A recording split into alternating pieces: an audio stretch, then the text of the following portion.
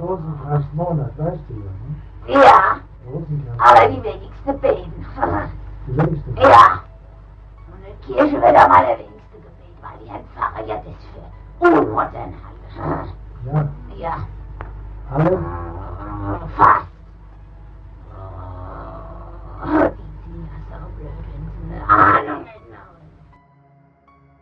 What's up, you guys? Welcome back to my channel. I have something really spooky that I want to talk about today. I don't know if you guys have ever seen the movie The Exorcism of Emily Rose. It's a horror movie that came out in 2005. The Exorcism of Emily Rose is actually based on a true story, and the true story is the scariest thing I've ever heard. So we're going to talk about it. So the story of Emily Rose is actually based on a German girl named Anneliese Michel. Anneliese grew up in a devoutly Catholic family in the 1960s. But when she was 16, something happened to Anneliese. She had suddenly blacked out in school and was walking around in a daze. Anneliese said that she didn't remember anything that took place during that time, but the people around her who witnessed it said that Anneliese was in a trance-like state. And about a year later, it happened again. Anneliese woke up in a trance after wetting her bed, and then she began to have convulsions. After this happened, she visited a hospital. The hospital diagnosed her with temporal lobe epilepsy. She was prescribed medication for this epilepsy, and she started to attend college in 1973. But the medicine didn't help Anneliese, and eventually her condition got worse. And even while she was on her medication, Anneliese began to believe that she was possessed by a demon. The reason she thought this is because she explained seeing the face of the devil. She said that she would see him wherever she went. Anneliese sought out the help of many different priests, but none of them would agree to help her.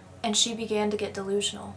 Truly believing that she was possessed, she began to rip off the clothes from her body. She compulsively performed up to 400 squats a day. She crawled underneath the furniture in her house and barked like a dog. She also began eating live spiders and pieces of coal. She once bit off the head of a dead bird, and she also licked her own urine off the floor. With the help of her mother, Anneliese was finally able to find a priest who would work with her, and eventually she was granted permission to an exorcism. But this exorcism could only happen on one condition. It had to be carried out in secret. So over the span of the next 10 months, 67 exorcisms in total were performed on Anneliese, and sometimes these exorcisms would last up to 4 hours. Through these sessions, it was revealed that Anneliese believed she was possessed by 6 different demons, and these 6 demons were fighting for some type of ownership of Anneliese's body. She broke her bones and ripped her tendons from continuously praying on her knees. And after 10 long months of suffering, Anneliese's body finally gave up. On July 1st, 1976, Anneliese passed away from dehydration and malnutrition. She was only 23 years old.